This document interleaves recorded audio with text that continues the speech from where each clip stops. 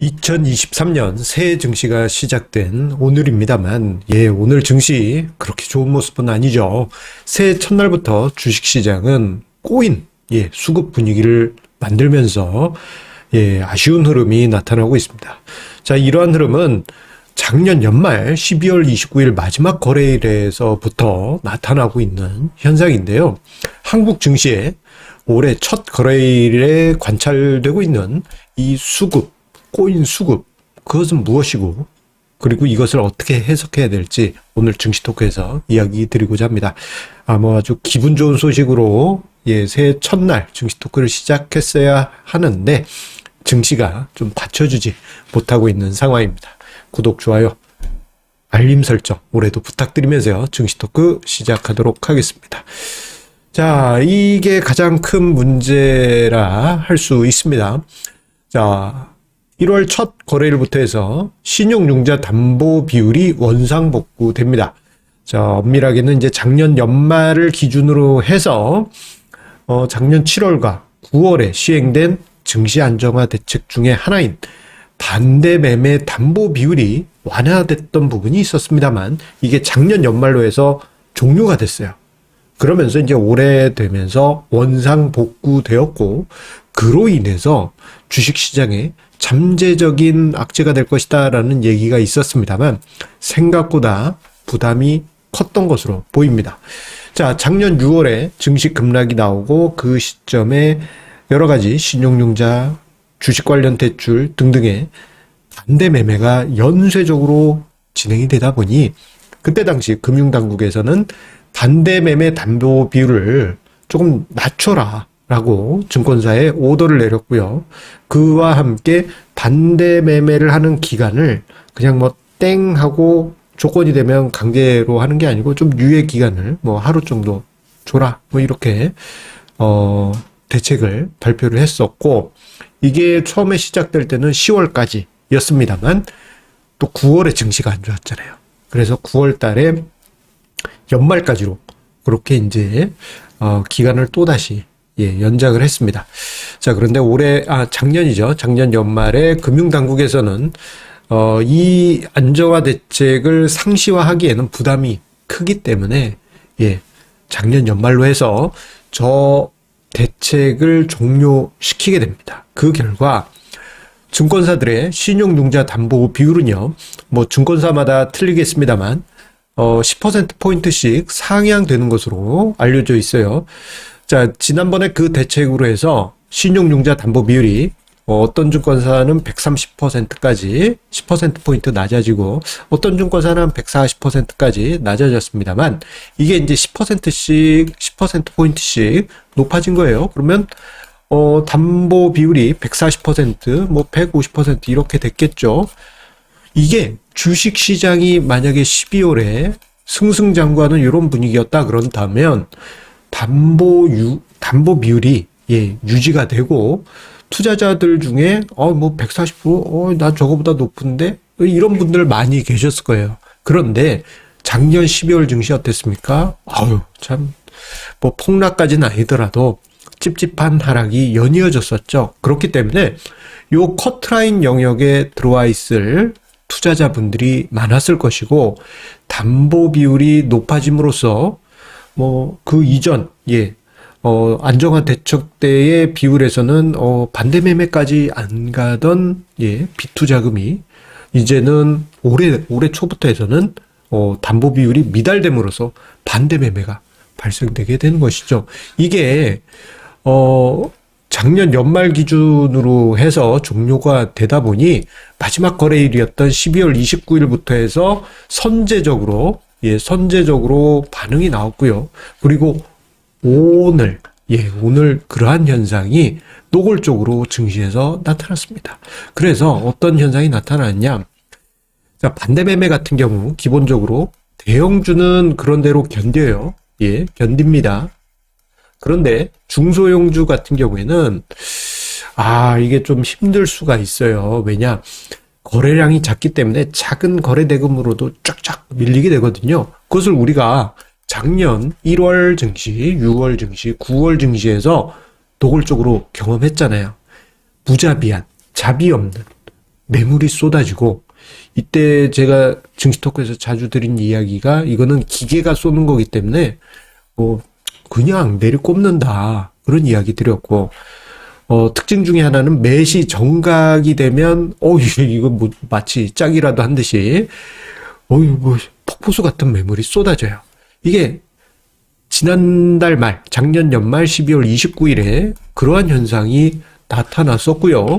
그리고 오늘도 보시게 되면은 이러한 현상이 장중에 나타납니다.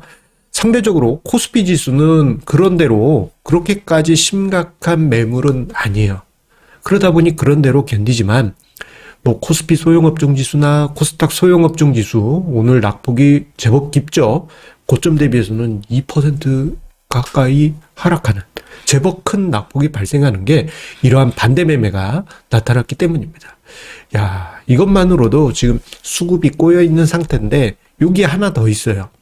뭐냐? 바로 금융투자의 수급입니다. 자, 작년 증시 토크에서 금융투자의 배당락 전후 매수 매도 그 이야기 드렸죠. 이건 뭐 증시 토크 매년 연말마다 12월이 되면 몇 번씩 다루는 주제다 보니까 오랫동안 증시 토크 보아오신 분들은 잘 알고 계시리라 생각이 듭니다.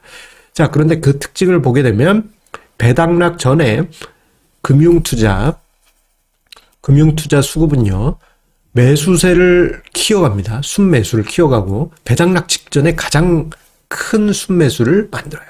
그리고 배당락이 되면 다음날이 되면 언제 그랬냐는 듯이 그냥 다 팔아버립니다. 그래서 배당락 당일에 가장 큰 매도 물량을 내고 그 이후에도 꾸준히 수천억 원대의 순매도를 이어갑니다. 이러한 현상이 매년 반복되었었고 이번에도 또다시 반복이 됩니다. 자, 12월 그때 28일이 배당락이었죠. 작년.